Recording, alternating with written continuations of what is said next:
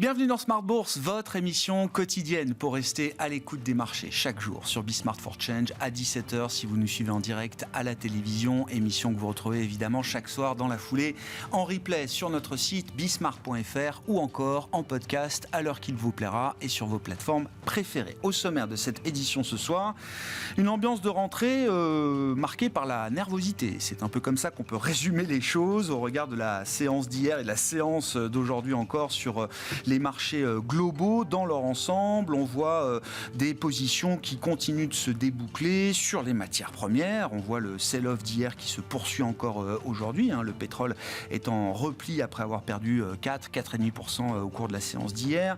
On voit toutes les positions accumulées, par exemple, sur des trades très à la mode. On parle de la tech américaine, on parle du secteur des semi-conducteurs, on parle de Nvidia spécifiquement. On voit là aussi des débouclements de positions important avec des dégagements lourds hier encore notamment sur Nvidia et puis sur les devises là aussi un peu de perturbation avec toujours la question du dollar face aux autres grandes devises et notamment face au yen qui a été un des catalyseurs ou en tout cas un des facteurs qui a conduit à cet épisode de volatilité au début du mois d'août. Peut-être que les marchés sont en train de vivre une des répliques de ce mini crack du 5 août dernier. Nous écouterons et nous questionnerons bien sûr nos invités de Planète Marché sur cette situation de marché. Qu'est-ce qui génère ce stress de rentrée? Analyse à suivre avec nos trois invités de Planète Marché dans un instant. Alors que la semaine sera marquée et est d'ores et déjà marquée par le début d'une série de données relatives au marché du travail américain. Les investisseurs ont pris connaissance des dernières ouvertures de postes relatives au mois de juillet sur le marché de l'emploi américain qui montrent toujours des signes de détente. C'est le moins qu'on puisse dire. Est-on encore dans une phase de normalisation ou est-on au-delà de la normalisation légitime de l'économie américaine? C'est toute la question. Vous aurez les infos clés précises sur ces derniers chiffres américains dans un instant avec Pauline Grattel. Et puis les données d'emploi aux États-Unis vont se poursuivre dans les prochains jours jusqu'au rapport mensuel qui sera publié après-demain, vendredi, sur le marché de l'emploi américain. Voilà donc pour la situation de marché. Un peu compliquée, il faut le dire, en cette rentrée. Et puis dans le dernier quart d'heure, tiens, nous nous attacherons justement à un segment de marché qui a beaucoup souffert encore ces derniers temps, le segment des small et des micro-caps également. Nous irons jusqu'à parler des micro-caps avec le spécialiste chez AlphaJet Fair Investors, Sébastien Lagarde, qui sera avec nous en plateau à partir de 17h45 pour dresser un état des lieux justement de ce segment de marché des petites capitalisations boursières.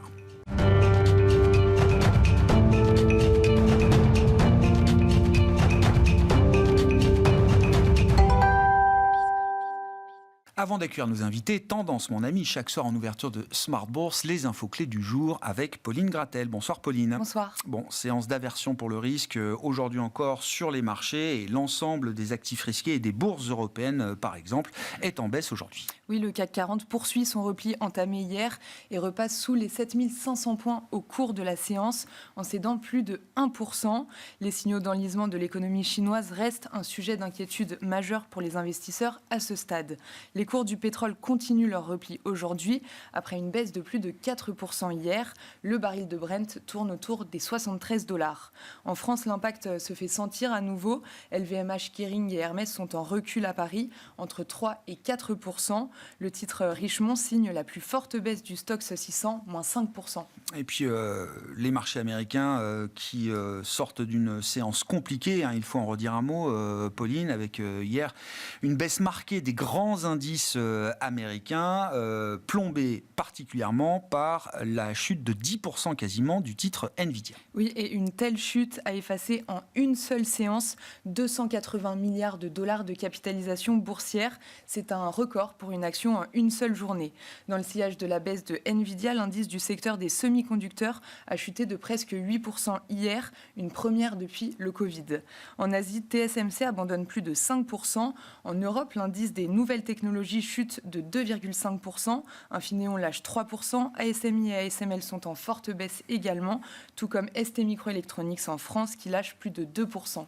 Côté macro, je le disais en introduction, la journée marque le début d'une série de publications de données statistiques américaines relatives au marché du travail. Oui, à commencer par l'enquête Jolts pour le mois de juillet, qui recense les ouvertures de postes sur le marché du travail et qui montre un nombre de postes à pourvoir qui diminue plus qu'attendu à 7,6 millions contre un consensus de 8 millions. Après cette publication, on a vu le rendement de l'obligation à 10 ans américaine basculer sous les 3,80%. À noter par ailleurs, en attendant la première baisse des taux de la Fed le 18 septembre, que d'autres banques centrales continuent de prendre de l'avance. C'est le cas aujourd'hui de la Banque du Canada qui délivre une 3e baisse des taux consécutive. Côté zone euro, pas mal d'indicateurs et d'enquêtes notamment été publiés aujourd'hui. À commencer par les PMI services définitifs du mois d'août qui ressortent pour l'ensemble de la zone à 52,9. C'est sous les attentes mais supérieur au mois précédent. Le PMI composite s'établit ainsi à 51 en amélioration au mois d'août par rapport à juillet. C'est le 6e mois consécutif que le PMI ressort en zone d'expansion. En France, plus précisément, l'indicateur ressort à 53,1 après 49,1 en juillet. Les investisseurs ont également pris connaissance des prix à la production industrielle du mois de juillet qui ont augmenté de 0,8% sur un mois après 0,6% le mois précédent. Bon, et demain, c'est encore la macro US qui retiendra l'attention des investisseurs. Oui, ils attendent le rapport ADP sur l'emploi privé du mois d'août et l'enquête ISM Service du même mois. Tendance, mon ami, chaque soir en ouverture de Smart Bourse, les infos clés du jour sur les marchés avec Pauline Gratel.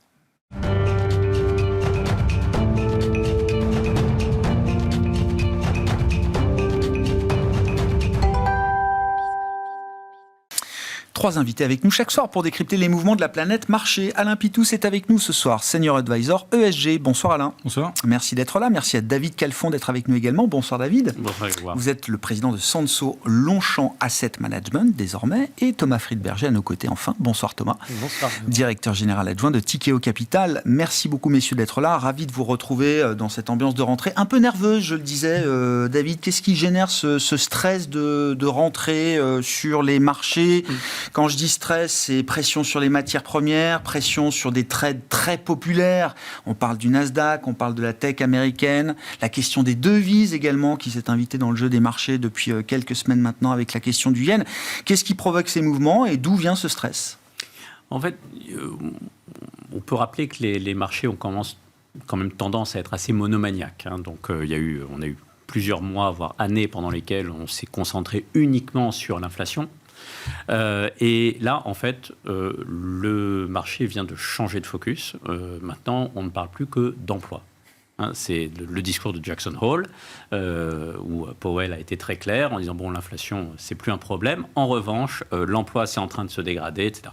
Le sujet clé, c'est, on est toujours dans ce débat, est-ce que on rentre dans une récession dure aux États-Unis et donc dans le reste du monde, ou bien est-ce qu'on arrive à faire ce fameux soft landing, cet atterrissage en douceur de l'économie, que tout le monde appelle de ses voeux, mais qui malheureusement, historiquement, ne s'est pas souvent produit. Donc c'est un petit peu ça le sujet. Alors après, quand on regarde donc, ce changement de focus, il a été assez brutal, quand même malgré tout. Personnellement, et d'ailleurs au sein de l'équipe chez Sanso Longchamp, on est assez surpris de voir que tout d'un coup, tout le monde s'émeut de l'ISM qui serait passé avec ce fameux 47,5, etc. Nous, on s'est regardé, on s'est dit, mais... Donc c'est l'ISM, la grande enquête manufacturière publiée tous les mois aux États-Unis, qui est tombée hier pour le mois d'août. Exactement. Et on s'est juste regardé, on s'est dit, mais en 2022 et en 2023, l'ISM a passé... toute l'année, sous les 50, personne ne s'en est ému. Et là, tout d'un coup, on est à 47,5, et là, c'est la fin du monde, ça veut dire que tout s'écroule, etc. Donc ça, on est un peu perturbé par tout ça, parce que ce que nous dit le marché, effectivement, c'est qu'il y a de la nervosité. Il y a un message de prudence qui est envoyé par les marchés, quand on voit les leaders se faire challenger. Ça, c'est un message qu'on doit écouter quand on voit Nvidia qui a une réaction négative aussi violente, quand on voit le secteur de la consommation de base qui commence à surperformer la tech, etc. Ça, la santé, les télécoms, ce pas des secteurs dont on parle souvent depuis quelques années en tout cas. Ce sont des indicateurs qui doivent quand même nous dire il faut être vigilant, il y a quelque chose qui est en train de se passer. Maintenant, quand on regarde véritablement ce qui est intégré aujourd'hui par les marchés, on peut prendre tout simplement les 200 points de base de baisse des taux qui sont déjà anticipés par les marchés. Pour la Fed, à 12 mois. À 12 mois. Exactement. Le marché estime qu'en 12 mois, la Fed va passer ses taux de 5,25, 5,50 à 200 points de base de moins. Exactement. Et nous, on trouve ça quand même très agressif, quoi. Ça voudrait dire qu'on rentre véritablement dans une récession déjà pure et dure. Et à aujourd'hui, il n'y a quand même rien qui permet de dire que la récession va être aussi dure que ça. Donc voilà, donc on est un peu partagé par tout ça. Après, et juste pour conclure cette introduction, hein, mais il y a aussi quelque chose qui nous interroge également, c'est que on a beau dire que le marché est nerveux, etc. Quand on regarde le marché du crédit, on trouve des spreads qui sont quand même très très serrés. Donc le spread, c'est la rémunération du risque pris. Ces spreads, il n'y a plus grand-chose. Voilà. Donc ça, c'est déjà un premier point. Les marchés actions, on ne peut pas dire qu'ils ne sont pas chers. Ils sont sur des valorisations qui sont pas encore extrêmes, mais c'est quand même bien valorisé. Quoi, les US, le S&P se paye quoi, 25 fois aujourd'hui peut-être les profits? C'est cet ordre-là, hein, je crois. À peine en dessous, oui. À peine en dessous. Voilà, oui, c'est ça. Non, oui. Oui, enfin, c'est l'ordre de grandeur. C'est l'ordre de grandeur, voilà, exactement.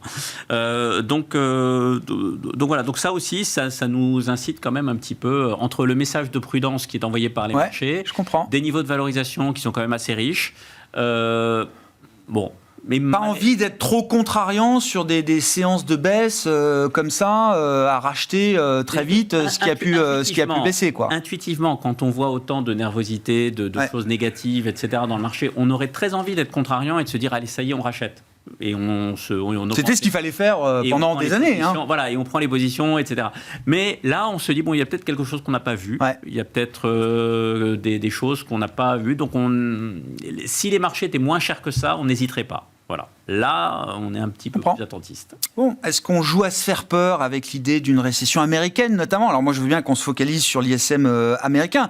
On pourra parler peut-être d'autres zones économiques dans le monde qui peuvent générer plus d'inquiétude encore que l'économie américaine aujourd'hui. Je ne sais pas ce que vous en pensez, Thomas. Est-ce qu'on joue à se faire peur, ou est-ce qu'il y a les prémices d'un changement profond, peut-être, dans la logique du marché un peu global aujourd'hui? On ne joue pas à se faire peur parce que ça fait déjà très longtemps qu'il n'y a pas eu de récession dure aux États-Unis. Dans le monde post-Covid, on voit bien qu'il est quand même beaucoup plus compliqué de lire le cycle macroéconomique qu'auparavant. Déjà parce qu'il y a eu des politiques monétaires complètement hors normes qui ont encore des effets monétaires et budgétaires, qui ont encore des effets aujourd'hui. Et puis aussi parce que on voit bien que le nouveau paradigme mondial de démondialisation, etc., qui n'est pas le scénario qu'on a eu pendant les 40 dernières années, et de remontée des taux, en fait, brouille un peu tous ces indicateurs. Si on regarde le cycle d'inflation des années 70, on voit que ça n'a pas été un long fleuve tranquille. Ça a monté, ça a rebaissé. Des gens, à ce moment-là, ont dit que l'inflation était morte. C'est remonté à nouveau. Et d'ailleurs, ce qui est amusant de constater, c'est que dans la première montée, les entreprises ont pu passer l'inflation aux consommateurs, mais pas dans la deuxième. Donc là, on a revu ça se reproduire. Donc, tout ça, il faut... Et personne ne travaillait sur les marchés. Personne aujourd'hui d'actifs ne travaillait à ce moment-là sur les marchés. Donc... Pardon. Sauf une personne. On a un témoin. Il a connu Alan Greenspan. Voilà. Après, il y a, au niveau valo, effectivement, je rejoins David, il y a le sujet valorisation qui amène de la nervosité parce qu'elles sont très élevées, que ce soit sur le crédit ou sur les actions. Moi, je trouve qu'il y a deux scénarios qui sont particulièrement agressifs qui maintiennent cet optimisme sur ces marchés-là. C'est les taux vont baisser agressivement et l'IA va sauver le monde, en gros. J'étais pas plus tard ce midi avec un de nos sociétés en portefeuille qui dans l'IA qui me disait c'est quand même beaucoup plus compliqué que ça parce qu'avant de générer des gains de productivité, déjà il va y avoir des capex énormes à faire du côté des apporteurs de services, du côté des entreprises, et qu'aujourd'hui les entreprises sont probablement pas capables de délivrer les gains de productivité attendus parce que leurs systèmes sont pas adaptés, parce que les donneurs d'ordre savent pas ce qu'ils veulent, et que donc ça va être beaucoup plus compliqué que ce qui avant de rapporter, ça coûte cher l'IA. Exactement. C'est ça, hein. Et le marché est en train d'en prendre conscience d'une certaine manière aujourd'hui Ça, je ne sais pas, mais en tout cas, c'est sûr que ces deux éléments-là font que l'optimisme est quand même... moi, je trouve... Il y a de la complaisance encore, voilà, presque dans ce marché. Je comprends. Et puis après, il y a ce qui se passe sur les petites et moyennes sociétés qu'on voit à travers le non-coté, qui est quand même que, effectivement, c'est le fait qu'il y avait beaucoup de leviers dans le marché, que l'inflation a rogné les marges, c'est pas neutre. Et pour une entreprise, des entreprises qui sont mono-business, mono-pays, c'est maths règle de 3. Si vous avez une marge d'EBITDA de 20% et qu'à coût constant, temps, votre chiffre d'affaires baisse de 10%, votre EBITDA il baisse de 50%. Et donc, en fait, ça se passe dans les entreprises qui ne sont pas capables d'adapter leur structure de coûts. Ça crée de la difficulté, ça crée du stress. Et donc, il y a aussi ça à apprendre du non-côté. Et peut-être que le côté regarde ça et se dit... ça peut arriver aussi à des boîtes côté, quoi. Enfin, oui, ça peut se... Enfin, c'est des entreprises qui opèrent parfois dans les mêmes secteurs, etc. Certaines sont cotées, d'autres ne le sont pas. Mais elles peuvent avoir les mêmes problématiques. Évidemment. Oui. Mais... J'entends, ouais. Alain, qu'est-ce qui vous intéresse dans cet épisode de stress de marché qu'on peut relier d'ailleurs au 5 août? Est-ce que c'est une forme de réplique qu'on vit?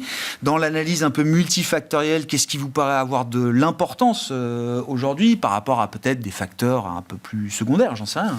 Alors, moi, je suis totalement d'accord avec ce qui vient d'être dit, donc ça va être difficile de dire quelque chose de vraiment différent, mais c'est ce qu'on constate souvent sur les marchés, c'est qu'il y a un certain nombre de choses qu'on sait. On sait qu'il y a un ralentissement en Chine, on sait que la situation aux États-Unis est complexe avec les élections qui arrivent, des programmes qui commencent à être identifiés aussi, ce qui change un peu la donne par rapport à ce qu'on avait avec l'épisode Trump qui était sûr de gagner avec des baisses de taux. On verrait bien comment il montrait tout ça. Oui. Là, la situation avec une Kamala Harris qui est quand même plus... remet un peu d'incertitude dans le résultat de l'élection. Voilà. Avec un élément dont on n'en parle pas trop, c'est la fiscalité qu'elle propose, qui fait beaucoup parler aux États-Unis sur les gains potentiels. Ça fait quand même très très peur aux Américains. C'est-à-dire il y a des calculs qui montrent que ça va faire baisser les IPS des entreprises américaines. C'est ça, clairement. C'est quelque chose qui... tout ça, c'était un peu... on se disait, bon, peut-être, et d'un seul coup, on se dit, et si ça arrivait vraiment, qu'est-ce qui se passerait, quoi. Donc, il y a tous ces éléments qui arrivent un peu tous en même temps et qui se retrouvent avec 3 jours fermés, les Américains, qui d'un seul coup ouvrent, et puis, il y a tout ça qui arrive en même temps. Donc, ça crée ce stress. Et effectivement, je pense qu'en plus, il y a la situation de la Banque du Japon qu'on connaît tous, c'est-à-dire qu'en fait, il y a du levier, il y avait un levier massif, le carry trade, le fameux carry trade, et la banque japonaise qui, à l'inverse des autres, dit qu'elle va monter ses taux, ce qui est quand même, là aussi, quelque chose qui est un peu perturbant. Et ça perturbe toujours les marchés d'avoir des banques centrales qui ne sont pas cohérentes dans leurs actions. Donc, là, c'est même pas une désynchronisation, c'est à front renversé. C'est ça, c'est l'inverse. Là-dessus, vous rajoutez la Chine qui est dans un trou noir. Pour moi, c'est vraiment le trou noir de l'économie. Avec ralentissement chinois, moi je parle d'enlisement. Oui, et avec un problème, c'est que on était en train de parler d'inflation, David l'évoquait tout à l'heure, on parlait d'inflation. Je pense que si les Chinois se mettent vraiment en route à vraiment peser sur les prix pour relancer leur économie en faisant un peu un dumping là où ils peuvent le faire, parce qu'il n'y a plus beaucoup d'endroits, mais ils vont quand même en trouver. Si on regarde la balance commerciale américaine, ils sont encore déficitaires massivement avec la Chine. Enfin, tout ça, c'est des éléments qui sont quand même assez négatifs. On met ça avec un taux d'épargne des Américains qui est revenu dans les plus bas. Donc, la croissance ne peut pas se faire autrement que par du levier. Enfin, tout ça est un peu perturbant. Et il y a aussi, je trouve, quelque chose dont on parle pas, on en parle, mais ça fait tellement, c'est tellement Armageddon que c'est ce niveau de dette mondiale qui est massif et qui est quand même toujours là. Et à un moment donné, je pense que ça peut faire quelque chose d'assez discriminant sur les marchés. C'est-à-dire qu'on va avoir les pays trop endettés, les entreprises trop endettées, et on va se retrouver comme ça avec une situation qui est quand même un peu négative. Et là, pour le coup, il y aura une vraie pénalisation qui n'existait pas dans le monde des taux zéro ou négatifs. Ça va discriminer. Et on voit que la discrimination, quand elle arrive, ça fait très très mal. Et si on refait un dernier point sur les semis, je ne sais pas si vous avez suivi l'épisode Zscaler hier, qui annonce des résultats très bons, largement supérieurs à ce qui était attendu, mais avec des guidance qui sont un peu moins bonnes. C'est moins 25%. C'est ça, oui.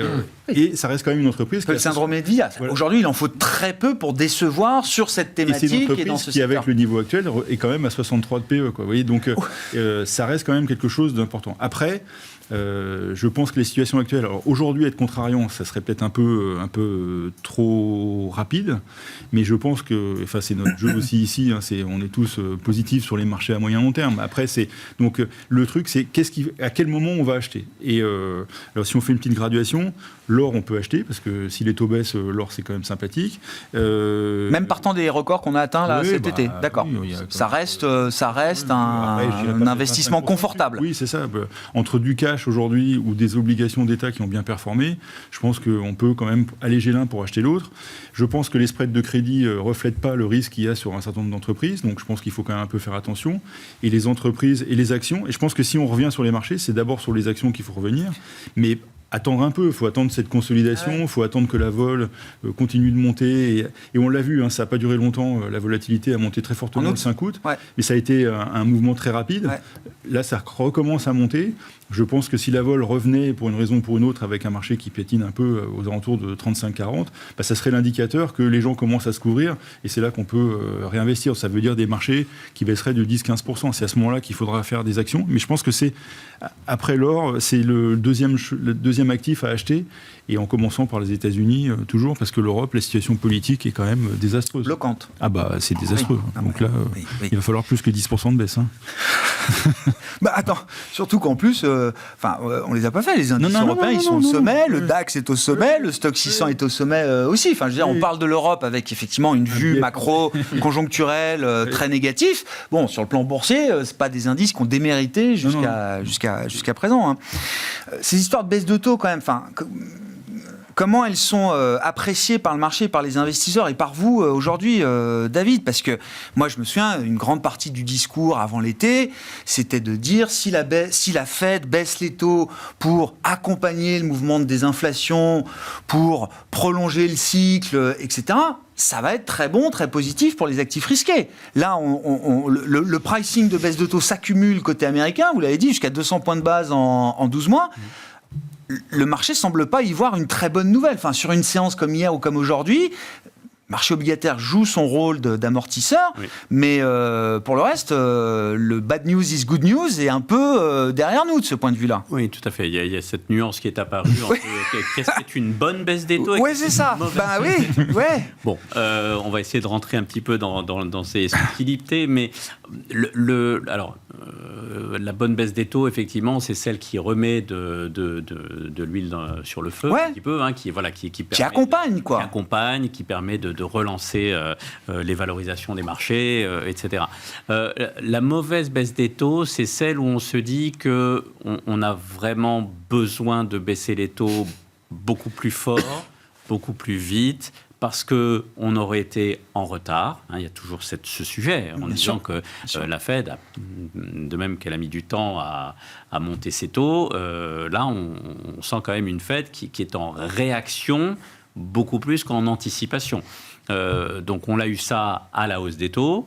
Et là, on a le même sujet à la baisse des taux. On dirait, est-ce qu'ils n'ont pas laissé les taux élevé trop longtemps? Est-ce que c'est pas en train de mordre véritablement dans la... Et pourtant, il nous en parle depuis décembre dernier, Jérôme Poel, de ce risque de laisser les taux trop élevés, trop longtemps, etc. Mais c'est vrai qu'il y a un petit cocktail aux États-Unis quand on considère un petit peu ce qui se passe sur le marché de l'emploi. On regarde finalement l'épargne des ménages, donc ce fameux bas de laine qui avait été constitué pendant le Covid. Maintenant, on a des statistiques qui nous montrent que les Américains se sont bien servis dedans. Ça, là-dessus, il n'y a plus grand-chose qui reste dans ce bas de laine. Donc l'amortisseur au niveau de la consommation, il n'y a plus grand-chose. On peut se dire également que côté politique budgétaire, ça va peut-être être un petit peu plus restrictif également. On ne voit pas trop les demandes de CAPEX, on n'en voit pas des tonnes. Il n'y a pas beaucoup de sociétés qui se disent « Ah ben si c'est super, moi je vais construire telle usine, je vais relancer telle chose ». Ça, on ne voit pas ce genre de choses. On parle plutôt de fermeture d'usines en Europe. Exactement. Si vous voulez évoquer le secteur automobile, qui est un exemple de tempête parfaite aujourd'hui. Au niveau de la consommation, on n'a pas. Au niveau de l'emploi, ça se dégrade. Au niveau du CAPEX, il n'y a pas. Au niveau des budgets de l'État, il y a moins. Ça peut devenir compliqué. On a peut-être ici des ingrédients qui... Donc là, il y a un mur des craintes qui s'est construit pour les investisseurs. On a une liste de sujets à traiter et on verra comment ces sujets sont adressés, pour mal parler français, au fur et à mesure du temps. D'accord. En revanche, il y a une chose qui est vraie, c'est qu'à aujourd'hui, on est dans l'anticipation. Oui. Il n'y a aucun chiffre aujourd'hui qui nous permet de dire non, on va au mur, voilà. Même, je peux vous faire le contre-argumentaire. Certains, et des gens brillants, économistes, voudraient un cas où non, l'économie américaine n'est pas en récession, n'est pas au bord de la récession, n'a rien pour être au bord de la récession, et que la Fed reste dans le bon tempo, qu'on s'en apercevra au fur et à mesure, mais que la Fed est en capacité de délivrer effectivement la licorne absolue, la rareté suprême, le soft landing. Quoi. Je rejoins un petit peu Alain, on dit qu'on est à la recherche de points d'entrée, c'est un petit peu l'état d'esprit dans lequel on est actuellement. Peut-être que ça viendra d'autre chose que de l'économie, peut-être que ça viendra effectivement de la politique. On a des élections aux États-Unis, peut-être qu'à un moment donné, il y aura des sondages qui sortiront, qui montreront que tel candidat a plus de chances de passer que l'autre, que son programme pour les entreprises, c'est pas très sympa, que sur certains secteurs, c'est là qu'ils vont aller chercher l'argent, et là, ça peut créer un petit peu des secousses. Voilà. Sachant que quand on regarde, sans vouloir faire de politique, on voit que chaque candidat aux États-Unis va amener son lot de turbulences. C'est-à-dire il y a une candidate qui va monter les impôts de certains trucs, il y en a un autre qui va nous apporter une guerre commerciale et une guerre tarifaire qu'on a déjà. Et puis à l'arrivée, c'est quand même du déficit dans les deux cas. J'ai pas vu beaucoup de volonté de consolidation budgétaire, que ce soit côté démocrate ou républicain. Exactement. Thomas, vos commentaires, vos réactions, bien sûr. Et puis, qu'est-ce qui se passe en Asie ? Que ce soit le Japon, que ce soit la Chine, vous passez beaucoup de temps en ce moment en Asie pour Tikeo, parce qu'il y a des gros développements corporate, commerciaux avec des acteurs asiatiques et notamment japonais. Qu'est-ce que vous comprenez de ce qui se passe sur le yen, par exemple, aujourd'hui ? Et puis, dans cette zone asiatique, moi je veux bien qu'on reparle du trou noir chinois. Qu'est-ce qu'il y a de nouveau, si ce n'est qu'il n'y a rien de neuf, en fait, dans l'enlisement de l'économie chinoise ? Et jusqu'où le problème est profond pour des groupes occidentaux qui sont exposés encore à cette zone chinoise ? Alors, sur le Japon, les deux cas sont assez différents. Sur le Japon, c'est le fait qu'il y a une inflation aujourd'hui au Japon de 3% qui oblige la Banque du Japon à remonter ses taux. Et donc, on est de nouveau dans un environnement de taux positif au Japon. Le 10 ans, je crois, est à 1%. Et donc, le carry trade sur le yen, donc le trade de portage qui consiste à emprunter en yen et à placer à l'étranger, c'est débouclé en partie. Alors après, c'est très compliqué de savoir si c'est entièrement débouclé, un peu débouclé, parce qu'il y a beaucoup de choses qui rentrent en ligne de compte dans ce carry trade avec des différentes pratiques de banque, d'asset manager, etc., de fonds de pension. Mais c'est ça qui s'est passé. Nous, on interprète ça vraiment comme un risque de finalement faire remonter les taux réels ailleurs qu'au Japon et donc créer un petit gap de liquidité. Et on le voit. Ça peut remettre de la tension sur des taux et des rendements obligataires de pays occidentaux. Oui, sur les taux réels, je pense, et donc indirectement avoir un effet sur la liquidité des marchés. Donc ça, on alerte là-dessus. Il y avait clairement le fait que l'épargne japonaise allait s'investir à l'étranger, avec évidemment les politiques monétaires des banques centrales, et puis un éventuel stimulus chinois, étaient les principaux arguments pour dire que la liquidité était abondante. Donc les quantitatives, les politiques de resserrement monétaire ont enlevé ça. La Chine ne fera pas ou n'a toujours pas fait de stimulus. Il y avait ce carry trade japonais qui est en train de s'estomper. Et donc, on est un peu inquiet sur la liquidité. Après, sur la Chine, situation totalement différente. Donc, on est dans la situation d'un pays qui a, on va dire, renationalisé son économie, avec une économie de nouveau dirigée par l'État. Les entreprises privées sont de nouveau très contraintes en Chine. Donc, pour les entreprises non chinoises, il y a deux problèmes. Il y a le marché chinois, qui est très difficilement investissable. Et on voit bien aujourd'hui que des sociétés qui continuent à opérer en Chine préfèrent opérer via des JV, des joint ventures, pour avoir le moins possible d'actifs engagés sur place. Portés par le partenaire chinois ? Porté par un chinois. Et puis de l'autre côté, effectivement, les entreprises type ThyssenKrupp ou Volkswagen qui souffrent de la concurrence de produits chinois qui sont produits à perte ou à prix très bas, parce que la politique de la Chine aujourd'hui industrielle, c'est de surproduire pour créer de la croissance et surtout pour créer cette indépendance vis-à-vis de l'Occident. Et donc on se retrouve avec des produits chinois dans les cellules solaires, les panneaux photovoltaïques, les turbines éoliennes, les voitures, et puis demain les avions, les trains et les centrales nucléaires. Et la grande conso y passe également. Moi, ce qui me frappe de plus en plus, c'est outre la morosité du consommateur chinois, pas de filet de sécurité, etc., enfin ça qu'on décrit et qu'on comprend depuis plusieurs années, c'est l'émergence de ces marques chinoises dans des domaines. Alors l'automobile, évidemment, je crois que tout le monde est au courant aujourd'hui, mais hier on en parlait avec des spécialistes du luxe, même dans le domaine de la beauté aujourd'hui. Vous avez des L'Oréal, des Estée Lauder qui sont challengés par des marques émergentes chinoises qui raflent des parts de marché sur un marché assez atone, quoi, d'une certaine manière. Starbucks face à Luckin Coffee, enfin il y a des mécaniques de gain de parts de marché de marques chinoises qu'on ne voyait pas avant face à des franchises occidentales qui étaient quand même reconnues, y compris sur ce territoire-là. Oui, voilà, elles sont compétitives, mais après, il faut regarder comment elles sont compétitives et le cas échéant, sanctionner quand c'est de la compétition, quand c'est du dumping, quoi. Et donc, c'est ce que font les États-Unis et voilà, et l'Europe, on voit que ça menace quand même certains secteurs en Europe. Et donc ça contribue à gripper aussi la machine dans certains secteurs, à exporter de la déflation, à créer si ça n'en exporte pas, à créer du protectionnisme pour justement pas que ça en crée.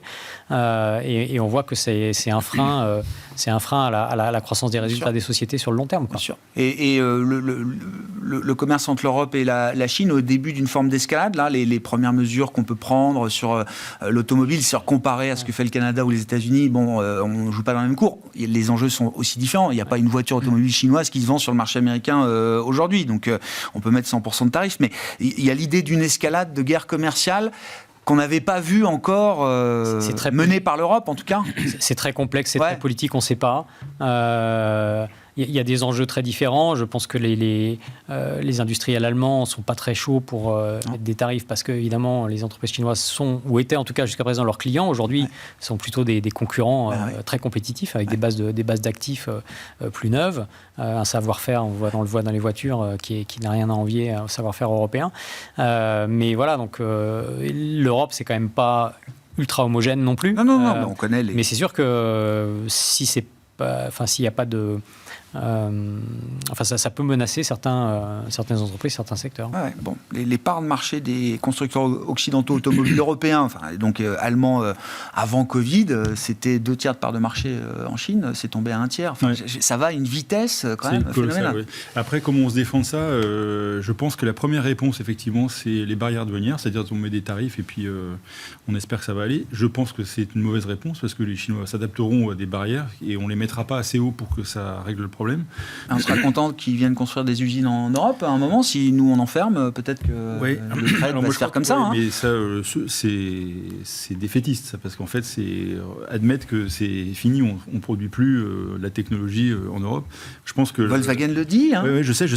On n'est plus Volkswagen en Allemagne, 300 000 personnes, on n'est plus compétitif. Le patron de Deutsche Bank, Christian Sewing aujourd'hui, qui fait la leçon aux Allemands en disant les Allemands travaillent pas assez. Non, mais les Allemands travaillent pas assez.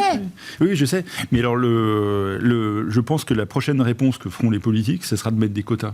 C'est-à-dire qu'en fait, pour empêcher, pour donner du temps à l'économie européenne, en particulier, les Américains c'est autre chose, mais les Européens devront faire un truc comme ça. Je pense que c'est la prochaine étape. Ce qui permet en plus de coincer les Chinois avec des stocks monstrueux, parce qu'ils sont quand même avec des stocks non négligeables et ils vont être pendus si c'est ça. Donc, ça sera une manière de faire de la rétorsion, parce que construire des usines chinoises en Europe, je pense que c'est la fin de l'économie européenne, quoi. Donc, je pense pas que ça soit... On a bien construit des usines japonaises, fut un temps... Oui, mais ça, c'est autre chose. Enfin, c'est fini. C'est autre chose. D'accord. Et puis, les Japonais, ils voulaient pas détruire notre système. Plus dans la même équipe. Voilà, c'est ça. C'est ça. Les Japonais, ils voulaient pas détruire notre système, ce qui n'est pas le cas des Chinois. Donc, et alors, il y a des usines de constructeurs automobiles chinois qui s'implantent et qui vont s'implanter en Europe. Ça, le mouvement, il est quand même là. L'autre point de la Chine, c'est, on voit l'urgence sur laquelle ils sont, c'est qu'ils ont un problème démographique majeur.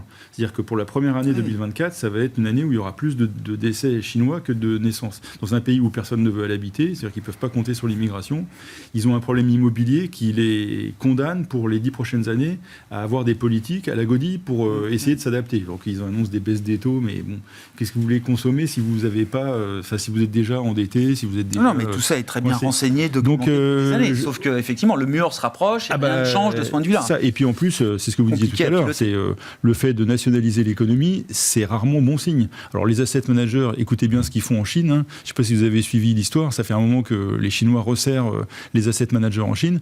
Là, la nouvelle d'aujourd'hui, c'est qu'ils ont demandé aux sociétés de gestion que les hauts cadres rendent de l'argent sur 5 ans sur les salaires perçus sur les 5 dernières années qui étaient très connus.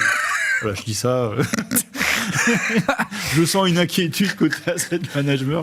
Non, mais c'est pour dire que même LFI n'avait pas pensé à ça. Donc, on y est quand même sur un truc qui est pas trop fort, donnez pas d'idée. Non, mais oui, il y a un membre du parti dans les conseils d'administration depuis plusieurs années, etc.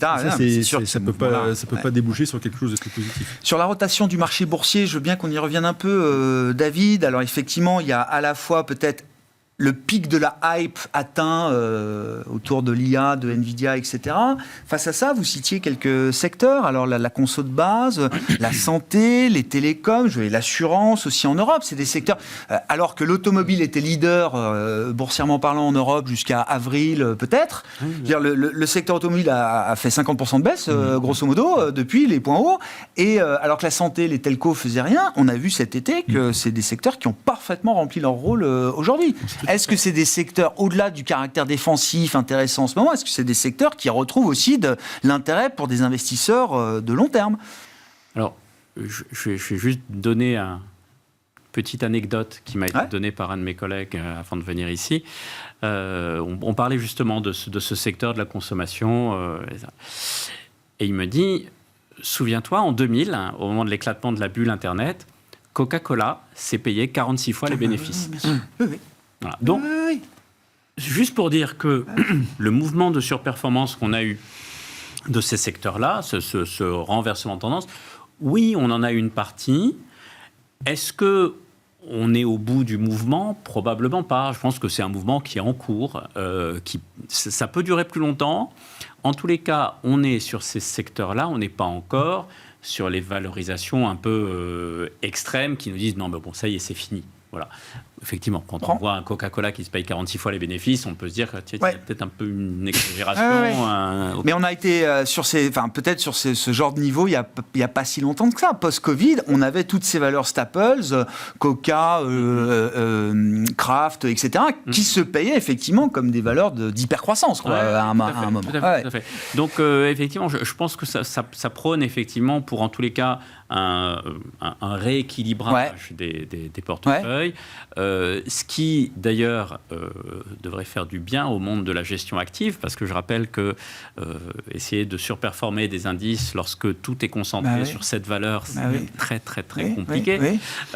Donc, Nvidia, si vous voulez suivre le marché, il faut en avoir 6% dans le porteuil. Donc, pour une ligne, c'est beaucoup. Quoi. Et on est juste neutre. On est juste neutre. Et toutes les autres derrière. Donc, il y a des vrais résultats. Et donc, que le marché s'élargisse à nouveau et qu'on voit d'autres secteurs prendre un petit peu le leadership, nous, on trouve ça très sain. Et c'est plutôt très bon signe. Un marché, un indice qui est tiré uniquement par un secteur, voire pire encore, un groupe de 5-6 valeurs. Très connectées entre elles, en plus. Oui, non, c'est sûr. Il n'y a pas diversification, là aussi, c'est un de vos maîtres mots, Thomas. Est-ce que ça paye aujourd'hui ? Je voyais quand même le S&P 500 écoutes pondérées a très bien fait dans la phase de reprise post-5 août et a battu un record, je crois, il n'y a pas très longtemps, un plus haut historique. Plus que diversification... Le mot que j'aime bien prononcer, c'est sélectivité. Voilà. Je préfère être sélectif que diversifié. Parce que, encore une fois, avec ce mouvement de démondialisation, ce mouvement de remontée des taux, les taux vont rebaisser un petit peu. Mais la diversification géographique, vous dites, n'est pas forcément... Je ne suis pas sûr. D'accord. Je suis pas sûr. J'entends. Je préfère prendre des paris sélectifs. Que de, comme on dit dans le venture répandre capital, trop, spray and pray. C'est très clair. Ça, c'est la ligne d'un Warren Buffett, quoi. Il a toujours été assez anti-diversification, Warren Buffett. Il est en train de vendre pas mal, d'ailleurs, au passage. Il est en train de vendre pas mal. Petite parenthèse. Dans des gros noms, qui ont fait sa fortune et sa gloire, en partie. Nous, on est assez persuadés qu'on rentre dans une période de croissance faible dans le monde, parce que moins optimisée. Il y aura moins de possibilités de créer de l'efficience en allant produire à l'autre bout du monde. Il y aura moins de possibilités de créer du levier en mettant beaucoup de leviers avec un environnement de taux réel qui sera un petit peu plus élevé, etc., etc. Et que donc, dans un environnement de croissance faible, il faut savoir prendre des paris et identifier ce qu'on pense être des secteurs de croissance forte. Voilà. Et donc, ça veut dire être sélectif plus que diversifié. Oui, j'entends. Pour rebondir un peu sur la vision, la perspective macro que vous avez du monde de demain, quand vous entendez Jérôme Powell dire que l'inflation n'est plus un sujet, comment vous prenez ce message ? À la fois, il est bien obligé d'acter du mouvement de désinflation qui a été spectaculaire, d'essayer d'être un peu forward-looking aussi sur la situation, mais comment vous entendez ce message ? L'inflation n'est plus un problème jusqu'au jour où elle le redeviendra Je pense qu'il parle à court terme, j'ai pas le contexte dans lequel il a dit ça. C'était Jackson Hole il y a 10 jours, non, mais enfin, le marché du travail est peu une source de génération d'inflation aujourd'hui, les tensions s'évaporent sur le marché du travail, c'est plus un sujet de préoccupation immédiat, effectivement, à ce stade. Probablement dans le contexte d'une baisse des taux en septembre. Je pense que c'est ça l'idée. Très clairement. Parce que dire que l'inflation n'est plus un sujet à horizon quelques années, bon, peut-être qu'il a une grosse conviction ou de l'information qu'on n'a pas. Moi, je dirais pas ça parce que, encore une fois, la démondialisation, c'est inflationniste. La transition énergétique, c'est inflationniste. La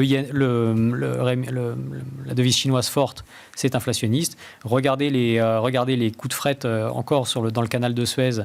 Aujourd'hui, c'est très cher. Dans le canal de Panama, pour des raisons de niveau d'eau, il y a un trafic qui est perturbé parce que le changement climatique fait que le niveau d'eau est plus bas. Vous avez toutes ces poches qui s'accumulent. Oui. Les coûts d'assurance sont beaucoup plus élevés parce que la sinistralité climatique commence à impacter les primes d'assurance pour les corporates. Tout ça, c'est inflationniste.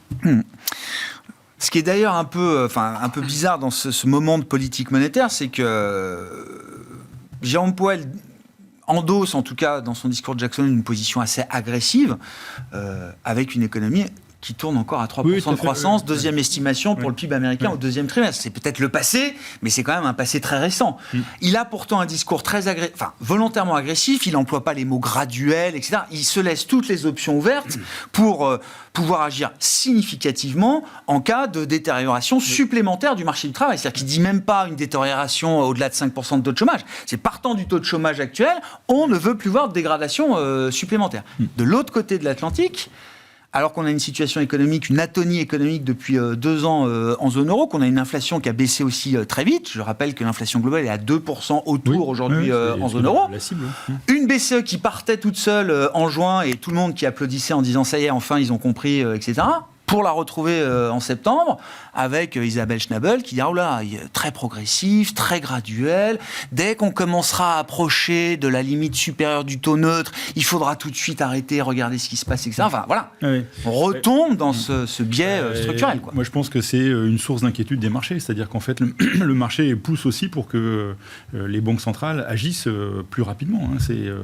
Donc ça fait partie des scénarios de risque. Donc la Fed est prête à accélérer, là où il faudrait que ce soit la BCE qui accélère. Oui, c'est tout à fait ça. Ouais. Avec, il y a quand même aussi un sujet, alors je ne sais pas... Ils n'en parlent pas parce que ce n'est pas le sujet, ils ne peuvent pas en parler, mais la politique, les élections dans 60 et quelques jours aux États-Unis fait aussi peut-être que Powell se dit je vais peut-être pas y aller maintenant. Je vais y aller maintenant pour un mouvement significatif. Et si on sécurisait le maximum avant que le nouveau locataire ou la nouvelle locataire de la Maison-Blanche... c'est la qualité de la baisse des taux. Les baisses des taux en Chine aujourd'hui, elles sont plutôt inquiétantes qu'autre chose. Et il ne faudrait pas qu'une baisse des taux trop forte aux États-Unis soit trop inquiétante. Parce qu'il y a aussi un problème avec, je reviens sur Kamala Harris, c'est parce que c'est quelque chose qui est dans les tuyaux sur l'impôt, et ça c'est quelque chose qu'on retrouve également en Europe, c'est-à-dire qu'il y a beaucoup de tentations de monter les impôts d'une manière ou d'une autre, on taxe ceci, on taxe ça, mais ça fait monter les impôts sur les sociétés, avec, et ça c'est un point pour les Big Seven, quoi, nos Magnificent Seven, c'est Google qui se retrouve un peu sous pression Nvidia, d'antitrust. oui, Et Nvidia. Nvidia. Qui commence également à être Visiblement, un peu- c'est une nouvelle un peu qui, ça, c'est forcément. ils vont pas détruire Nvidia Non, ils vont pas le détruire. aujourd'hui, Mais, quoi. Ils vont essayer de calmer Freiner le jeu les et puis, ardeurs. montrer aussi aux autres que il faut peut-être pas trop s'emballer sur ces sujets. Mais c'est une des raisons pour laquelle Nvidia est passé de 130 à 100, quoi. Hein. Donc, Oui, visiblement, ça joue quand même un petit ça peu joue dans la balance. avec des PE élevés, même si la croissance est quand même assez forte. Mais encore une fois, je pense que la politique américaine va donner le ton. Et là, pour le moment, les sondages, ils veulent rien dire. Ils font des sondages nationaux qui veulent rien dire, même si Kamala Harris a une bonne traction. Moyennant quoi, là, on est dans cette incertitude. Et je pense que cette incertitude nous met 2 mois dans la vue, quoi. Et on n'a pas besoin de ça en Europe. Et aux États-Unis, ils peuvent peut-être se le permettre, mais en tout cas, ils prennent 2 mois de retard. Comme ils vont pas faire ça le lendemain des élections, on est. je sais pas. Oui, non, Et puis avec une politique budgétaire qui est quand même pas claire aux États-Unis. Le marché, il attend 100 points de base d'ici la fin de l'année. Ouais, de la Fed, hein. Il y a 3 je sais, c'est meetings, pricé. donc, C'est pricé. Je sais. Oui. Non, mais. Le marché attend quand même que la Fed fasse. Il ne faudrait pas qu'il fasse 0,50 au premier mouvement, quoi. Je pense que la Proba a bien remonté là. Je sais, les ouvertures de postes là. J'ai peur que ça perturbe un peu les investisseurs plutôt qu'autre chose. Parce que là aussi, on parlait de Jackson Hole, mais au moment de Jackson Hole et depuis Jackson Hole, les indicateurs se sont un petit peu détériorés. Donc c'est pour ça que le marché il met un peu de pression aussi. Vous voyez, il y avait une première baisse des taux qui était logique avec les informations qu'on avait. Là, c'est un peu, il faut aller peut-être un peu plus loin. À ce stade, pour finir là-dessus, David, la probabilité du jour nous dit que 50 points de base tient la corde peut-être pour le 18 septembre prochain du côté de la Fed. Dans l'état actuel des choses, aujourd'hui, ce serait une nouvelle rassurante ou pas forcément ? Oui, non, moi je ne prendrais pas ça forcément comme une bonne nouvelle. Okay. Je pense que, parce que, encore une fois, ce que l'on voit justifierait plutôt 25 points de base. Oui. D'accord. Et du coup, s'ils en font 50... C'est qu'il y a d'autres raisons derrière. Comme Thomas le disait, ils savent peut-être des informations que nous n'avons pas. Non, c'est peut-être une motivation liée au calendrier politique qui pourrait les forcer aussi à agir un peu plus vite, mais ce qui ne serait pas forcément bien perçu d'ailleurs par les marchés. C'est tout à fait leur rôle.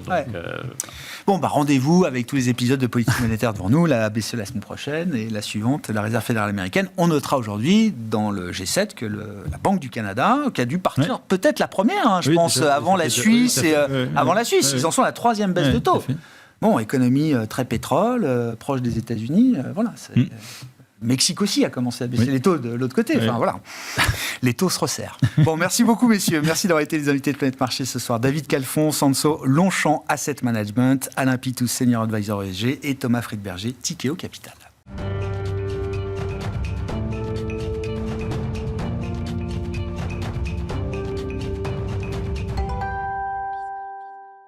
Le dernier quart d'heure de Smart Bourse, c'est le quart d'heure thématique. Le thème ce soir, c'est celui des small caps et même allons jusqu'à parler des micro-caps, puisque c'est un des domaines d'expertise des équipes d'AlphaJet Fair Investors et de son directeur de la gestion, directeur général, qui est à mes côtés, Sébastien Lagarde. Bonsoir Sébastien. Bonsoir Grégoire. Merci beaucoup d'être avec nous. Oui, je crois que vous avez une stratégie small monde, c'est ça, et puis une stratégie micro-cap Europe. C'est ça, dans la gamme d'AlphaJet Fair Investors. Comment, avant de parler de la stratégie et de la manière de piloter des stratégies sur ces segments de marché comme vous le faites, Sébastien, l'état des lieux un peu de cette classe d'actifs, on en parle régulièrement dans l'émission. Très souvent, c'est pour constater effectivement que les valorisations sont très basses, que le risque de valorisation est quand même très faible et que donc, il y a des moments où ça peut être intéressant de s'y intéresser. On a vu beaucoup de faux départs. Et qu'est-ce que vous dites, vous, à ce stade, de la valorisation de ces segments de marché par rapport au marché global ? Oui, alors effectivement, on s'est vu il y a 3 ans pour le lancement de notre expertise de microcap. Alors qu'est-ce qui s'est passé entre le 31 août 2021 et le 31 août 2024 ? Donc, je suis venu avec un petit tableau de chiffres pour pas dire de bêtises, mais sur la période, donc sur 3 ans, les grandes valeurs européennes, elles ont monté de plus 18%. Pendant ce temps-là, les petites valeurs, les small caps, ont baissé de 3,6% et les micro caps ont baissé de 25%. C'est-à-dire un différentiel de 43 points entre les large caps et les micro caps. C'est exactement le même message aux États-Unis. Il y a même un écart de 47 points entre les grandes valeurs et les micro-capitalisations. Donc la période, elle a été très compliquée. Et évidemment, avec ces chiffres-là, on comprend bien que ce que vous avez dit, c'est clair.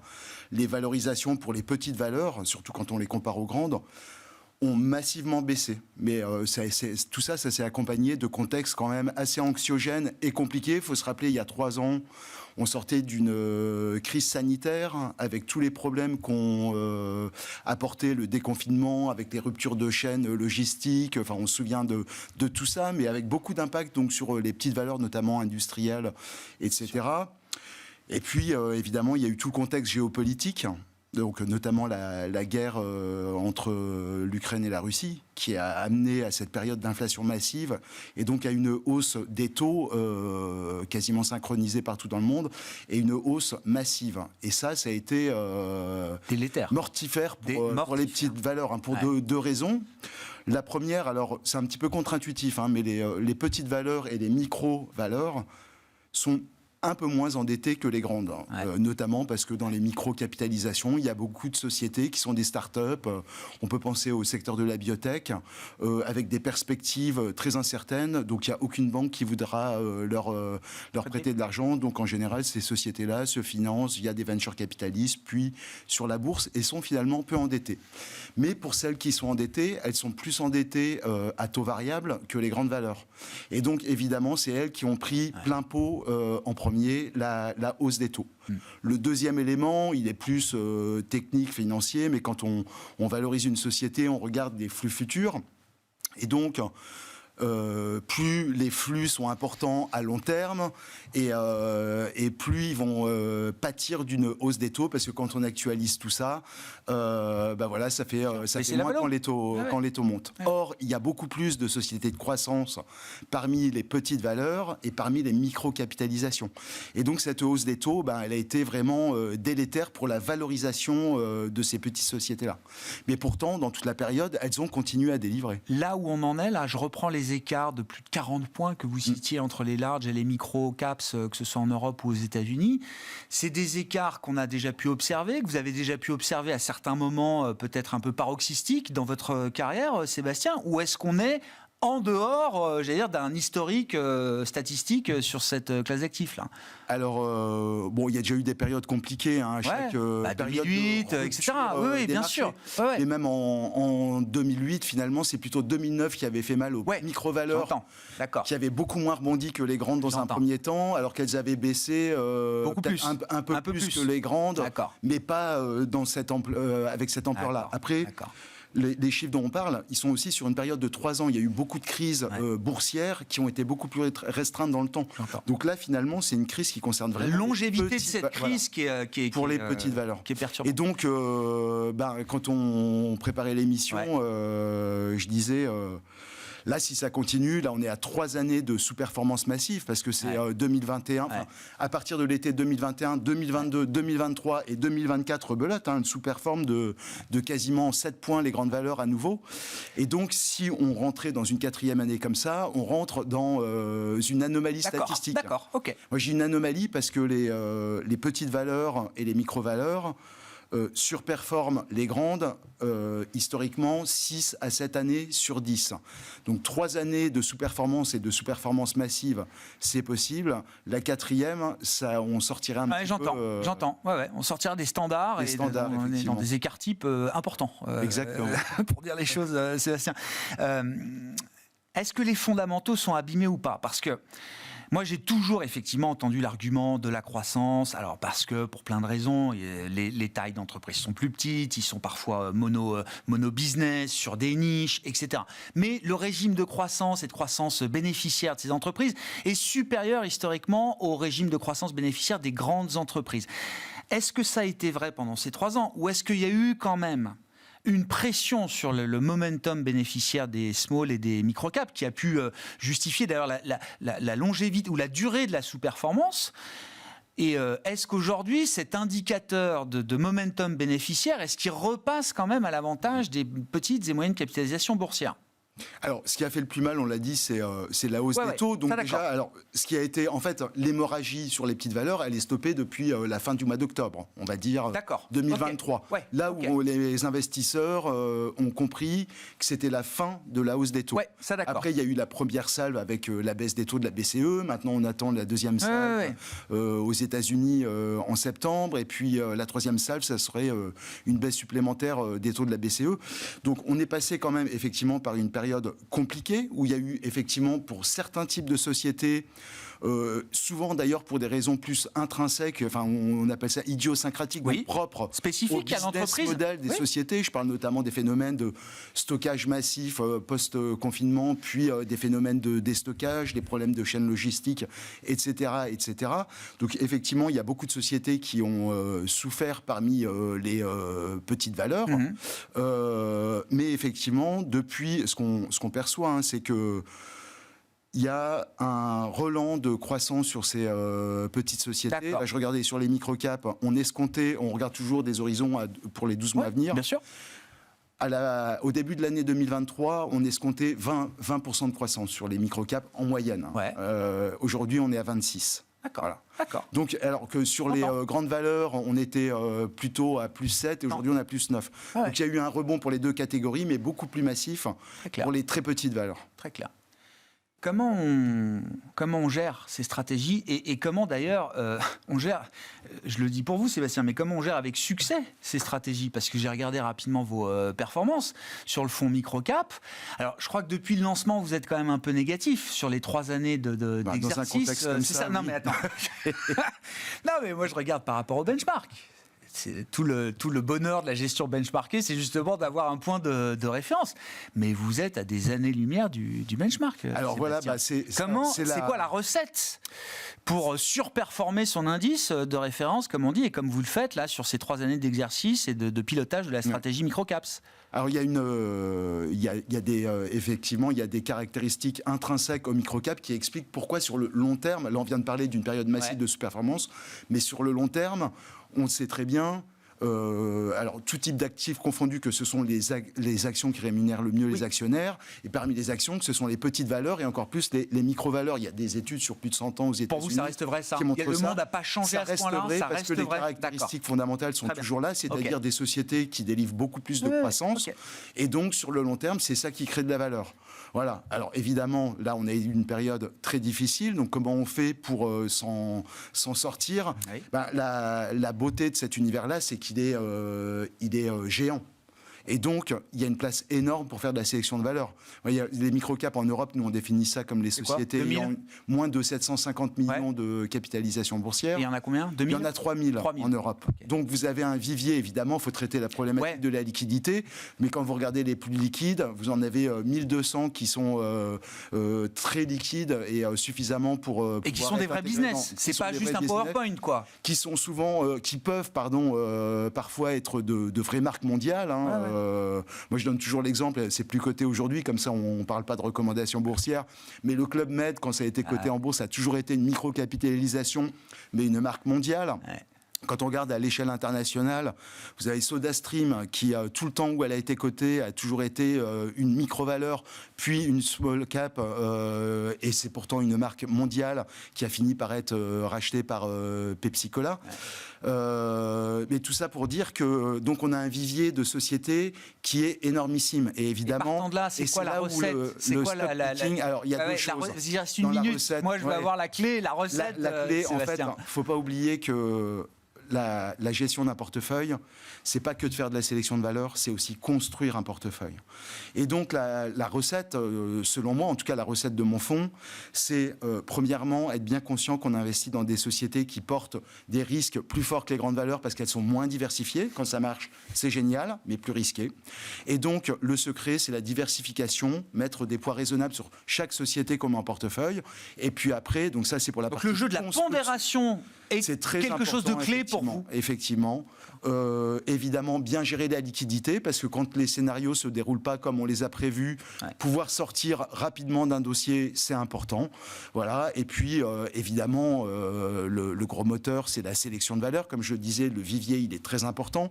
Ce qui est génial, c'est quand vous repérez une thématique porteuse, qu'elle soit, je sais pas, par moment vous voulez jouer une matière première en particulier, ou un service aux entreprises bien particulier. Il y a une granularité. Vous pouvez trouver l'entreprise qui ne fait que ça et jouer purement la thématique. Et donc ça aide beaucoup dans le stock picking. Et puis évidemment, nous, notre secret, c'est des outils quantitatifs, parce que le terrain de jeu est tellement énorme que si on veut le connaître, il faut bien s'outiller pour regarder les disparités de valorisation entre pays, entre secteurs. C'est combien de lignes sur la stratégie micro? Aujourd'hui, un peu plus de 150. Ah oui, c'est ça, d'accord. Donc bien diversifié, avec un plus gros poids sur une société à D'où l'intérêt d'avoir des outils quantitatifs, j'imagine, pour filtrer et traiter l'univers. Merci beaucoup, Sébastien. Merci d'avoir été avec nous pour évoquer ce segment. Voilà, très spécifique dans l'univers des petites capitalisations. Il y a aussi les micro-capitalisations. C'est votre domaine d'expertise, un de vos domaines d'expertise. Sébastien Lagarde, directeur général et directeur de la gestion d'AlphaJet Fair Investors.